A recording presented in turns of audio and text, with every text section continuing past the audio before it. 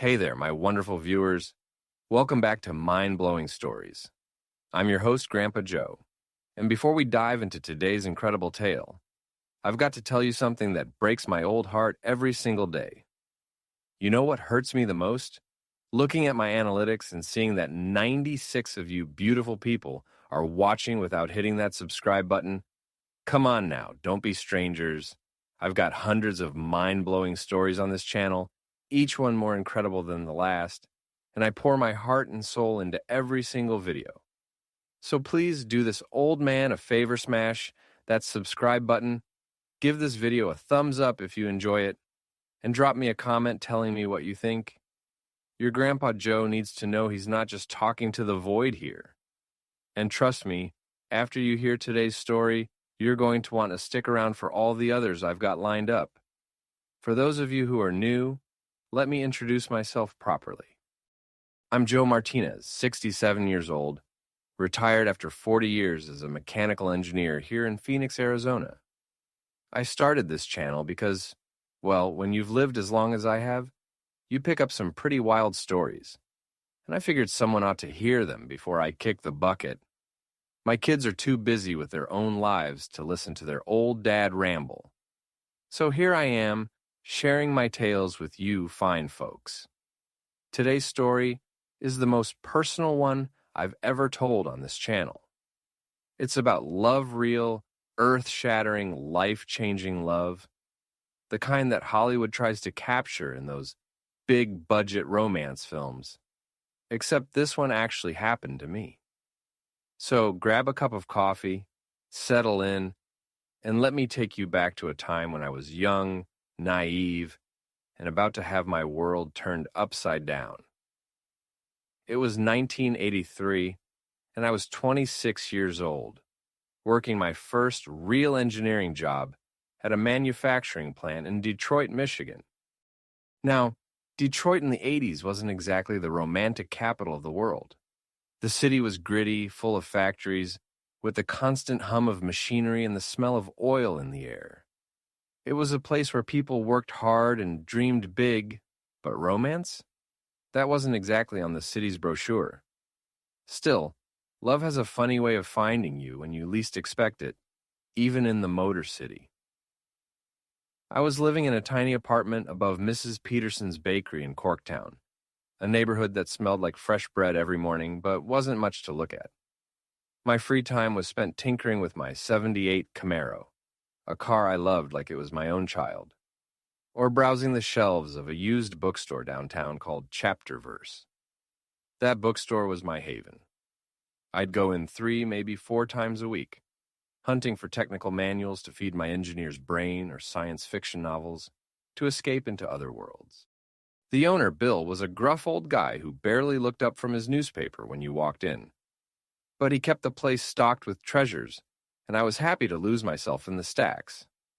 Then, in the spring of '83, everything changed. Bill hired a new employee, and her name was Rosa Chen.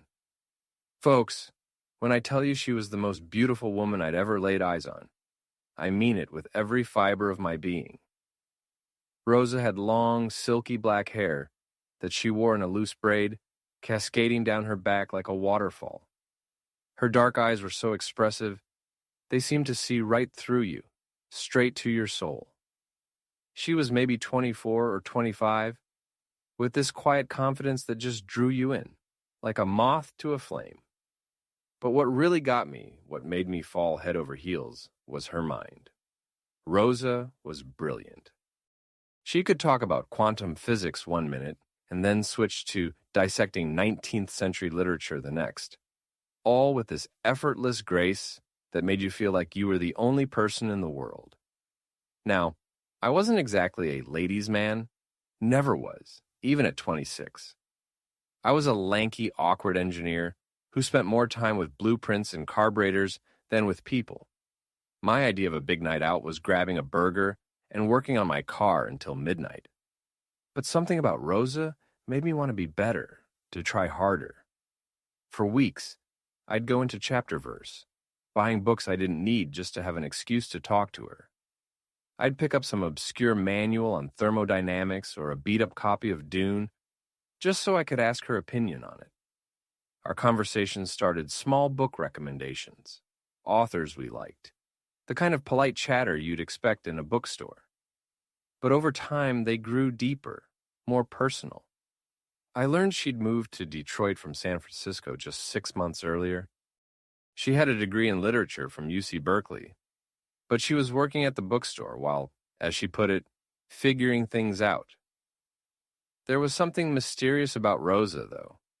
She never shared much about her past, always deflecting personal questions with a clever quip or a question about me. Sometimes I'd catch her glancing over her shoulder when we talked, like she was expecting someone to walk through the door. I was so smitten I didn't think much of it at the time. I was too busy memorizing the way her eyes crinkled when she laughed, or how her fingers brushed the pages of a book like it was something sacred. After about 2 months of these bookstore visits, I finally worked up the courage to ask her out. It was a Thursday evening in July, the kind of hot, sticky night that makes you feel like you're breathing soup.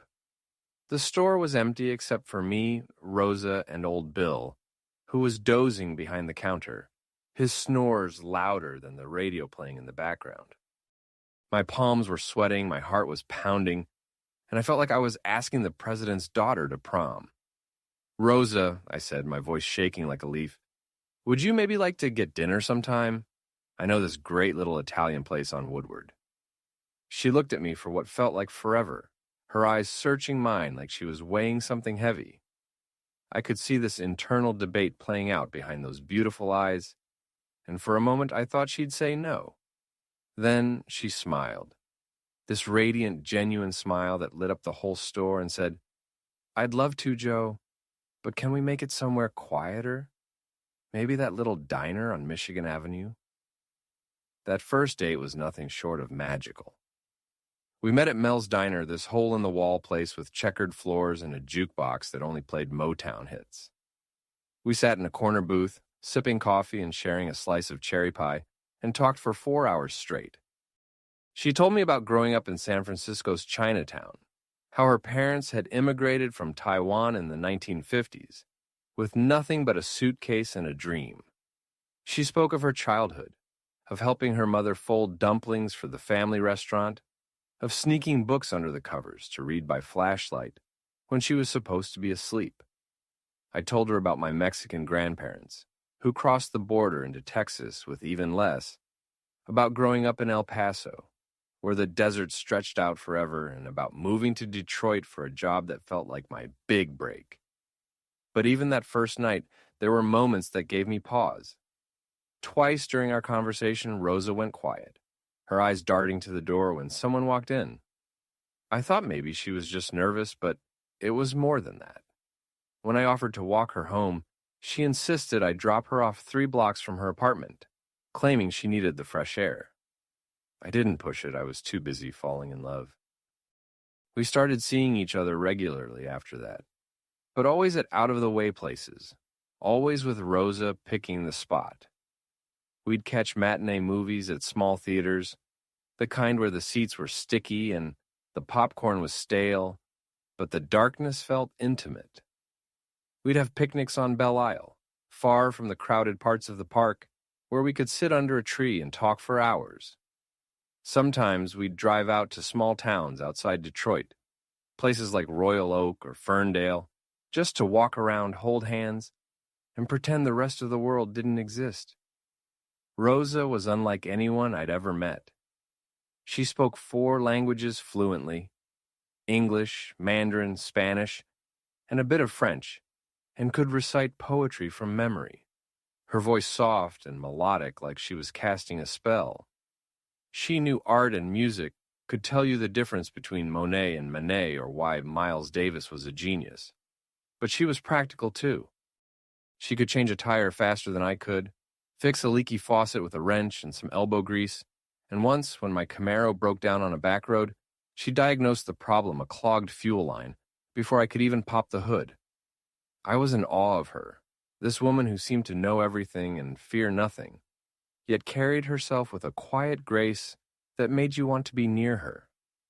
3 months into our relationship, I knew I was done for. I was completely, desperately in love with Rosa Chen. And the incredible thing was, I could tell she felt the same. It was in the way she'd look at me when she thought I wasn't watching, her eyes soft and full of something I couldn't quite name. It was in the way she'd lean into me when we walked, her shoulder brushing mine like it was the most natural thing in the world. It was in the way she'd smile when I showed up at the bookstore, like I was the best part of her day. But Rosa had secrets, big ones, and they were about to change everything. The first sign something was wrong came in October.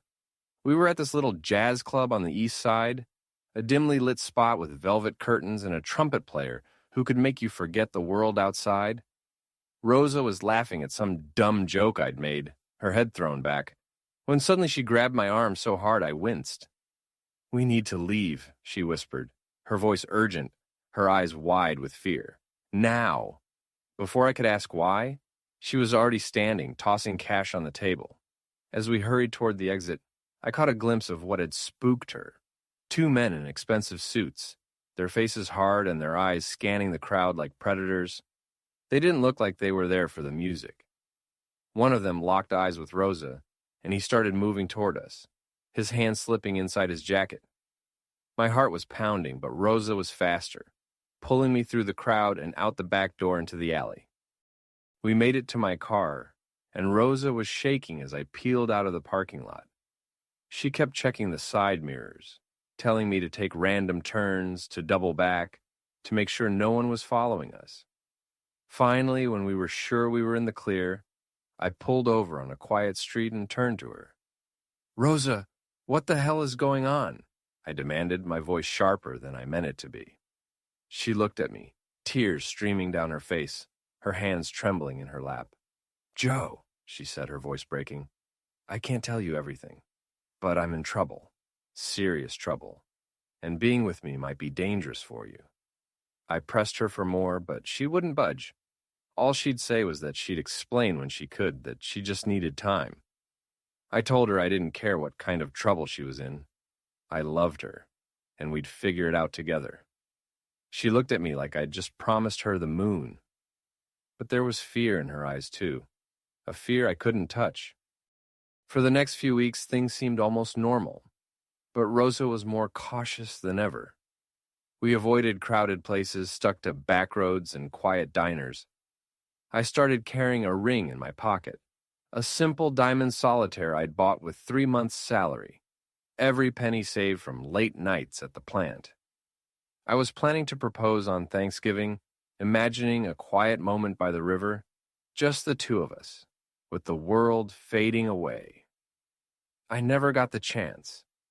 On November 15th, 1983, I went to chapter verse like I did every Tuesday after work, but Rosa wasn't there. Bill, wiping down the counter with a rag, said she'd called in sick. My stomach twisted, but I told myself it was nothing. She'd probably caught a cold, or maybe she was just tired. I drove to her apartment building, a crumbling brick walk-up in a part of town where the streetlights flickered. I'd finally convinced her to let me pick her up there once, though she'd always been cagey about it. Mrs. Murphy, the landlord, met me at the door with a face like she'd just bitten into a lemon. "If you're looking for that Chen girl," she said, "she's gone. Left this morning with 2 suitcases and 3 months' rent in cash." My heart dropped into my stomach, a cold, heavy weight. I pushed past her, ran up the stairs to Rosa's apartment, and found the door ajar. The place was empty, not just packed up, but empty like she'd never been there. The furniture was gone, the walls bare, the air stale. The only thing left was an envelope taped to the kitchen counter, my name written in Rosa's neat, looping handwriting. I tore it open, my hands shaking. Inside was a single sheet of paper, and her words hit me like a punch to the gut. "My dearest Joe, by the time you read this, I'll be gone. I can't explain why, and I can't tell you where I'm going. Please don't try to find me. It would only put you in danger. What we had was real. More real than anything I've ever experienced. You gave me 3 months of pure happiness, and I will treasure that for the rest of my life. I love you. That's the only truth I can leave you with. Stay safe, mi amor. Rosa. I read that letter 100 times that first week, maybe 1,000. I went to the police, but they said there was no sign of foul play adults could leave town if they wanted to. I hired a private investigator with money I didn't have. But Rosa Chen had vanished, like she'd never existed. No forwarding address, no trace, nothing. It was like she'd been erased from the world. The next few years were a blur of pain and emptiness. I threw myself into work, climbing the ranks at the plant, getting promoted twice in 2 years. But nothing filled the hole Rosa left. I dated other women, had a few relationships that lasted months, but they all fell apart. How could they not? I was measuring everyone against a ghost, a woman who'd stolen my heart and disappeared without a trace. My friends thought I was crazy, my family begged me to move on, but I couldn't. Rosa had changed me and there was no going back. In 1987, I left Detroit for good, moving back to Texas and then to Arizona. I built a life for myself, a good one by most measures. I bought a house in Phoenix, a sprawling place with a view of the mountains. I had a successful career, made friends, went to barbecues and Super Bowl parties, but I never married. My sister tried to set me up on countless blind dates. My coworkers invited me to meet their single cousins, but I couldn't do it. Rosa had ruined me for anyone else. Time passed, 5 years, 10, 15. I told myself I was over her, that what we'd had was just a young man's infatuation, amplified by the mystery of how it ended. I was 41, settled into my bachelor life, when the universe decided to throw me one last curveball. It was December 1998, and I was at Phoenix Sky Harbor Airport, waiting for a flight to Chicago for a work conference. I was sitting at gate B7, flipping through a newspaper when I heard a laugh I hadn't heard in 15 years, but would know anywhere. My head snapped up, and there she was. Rosa. She was older, her hair streaked with a few strands of silver, but somehow even more beautiful than I remembered. She was with a man about her age and 2 kids, a boy around 10 and a girl maybe 7 or 8. For a moment, I thought I was losing my mind. But when she turned and saw me, the look on her face, shock, recognition, and something like sorrow, told me it was real. She went pale, said something to the man she was with, and I was on my feet before I knew what I was doing. "Rosa," I said, my voice barely working. "Hello, Joe," she replied, and hearing her say my name again nearly knocked the air out of me. The man with her looked confused, glancing between us like he was trying to solve a puzzle. The kids were tugging at Rosa's sleeves, asking who I was. She introduced me as an old friend from Detroit and the man as her husband, David. The kids were Sarah and Michael. We made awkward small talk for a few minutes, the kind you have when you're standing next to your ex and their new spouse is sizing you up. David seemed like a decent guy, clearly devoted to Rosa and their kids. They were flying to Seattle to visit his parents for Christmas. Then David took the kids to get snacks, and Rose and I had a moment alone. "You look good, Joe," she said softly, her voice like a memory come to life. "Happy." "I am," I lied, forcing a smile. "You too. Beautiful family." She nodded, tears welling up in those eyes I'd never forgotten. "I need you to know," she whispered, her voice urgent. "Leaving you was the hardest thing I ever did. But I didn't have a choice." Before I could say anything, she kept going, her words tumbling out like she'd been holding them in for years. "Those men you saw that night at the jazz club? They were looking for me because I'd testified against their boss in San Francisco. Organized crime, Joe. I was in witness protection, and somehow they'd found me in Detroit. The marshals moved me to Portland that night. It was like a puzzle piece clicking into place. The secrecy, the glances over her shoulder, the way she'd vanished, it all made sense. I waited 5 years before I tried to contact you, she said, her voice breaking. But by then you'd moved, and the marshals said it was too dangerous anyway. I met David in Portland, and he gave me a new life, a safe life. But Joe... She looked right into my eyes, and I saw the girl from the bookstore all over again. Not a day has gone by that I haven't thought about you. They called my flight to Chicago. David and the kids were coming back, arms full of airport snacks. We had maybe 30 seconds left. I never married, I told her, my voice raw. I couldn't. You ruined me for everyone else, Rosa Chen. She started crying then, really crying, tears streaming down her face. I'm so sorry, Joe. I'm so damn sorry. David and the kids returned, and it was time for them to board their flight to Seattle. Rosa hugged me goodbye, a long, tight hug that said everything we couldn't say out loud. I watched them walk down the jetway, this beautiful family that could have been ours in another life. I stood there until the plane was just a speck in the sky. When I got home, I did some digging. She was telling the truth. There'd been a big organized crime trial in San Francisco in 1982-83, and several witnesses had been relocated. I found a newspaper article that mentioned an unnamed female witness whose testimony had helped convict the head of a drug trafficking ring. That was Rosa, I was sure of it. That was 25 years ago now. I'm 67, retired, living alone in a house that's too big for one person.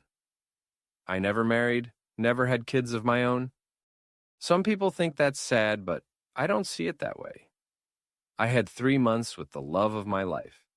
3 perfect months when the world felt brighter, when every moment was alive with possibility. Some people live their whole lives and never know what that feels like. I was one of the lucky ones. Do I wonder what might have been if things had been different? Of course I do. Do I regret not trying harder to find her? Sometimes. But I understand now why she had to leave, and I respect the choice she made to keep us both safe. I still have that engagement ring, tucked away in my bedside drawer next to her letter.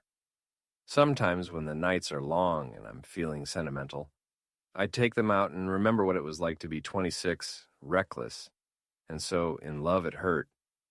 Rosa would be 65 now. I hope she's happy, living somewhere safe with David and their kids, maybe even grandkids by now. I hope she's surrounded by love, by people who see how extraordinary she is. And maybe, just maybe, I hope she still thinks about those 3 magical months in Detroit when a shy engineer and a mysterious woman fell in love in a dusty bookstore. That's my story, folks. The greatest love affair of my life lasted exactly 92 days and ended 40 years ago, but it was worth every heartbreak that followed. That's why I started this channel to share stories like this before they're lost forever. We all have moments that shape us, loves that define us, and mine just happen to involve federal marshals and witness protection programs. So there you have it, Grandpa Joe's mind-blowing love story. If it touched your heart, hit that like button, share it with someone who believes in true love and for the love of all that's holy. Subscribe to my channel. That 96 non-subscriber rate is breaking this old romantic's heart. Drop me a comment and tell me about your greatest love story. Was it a happily ever after, or do you have a Rosa of your own? I read every comment and respond to as many as I can. Until next time, this is Grandpa Joe, reminding you that every life has stories worth telling, and love real love is always worth the risk. Don't forget to hit that notification bell so you never miss a mind-blowing story, and I'll see you in the next video. Take care, my wonderful viewers. Take care.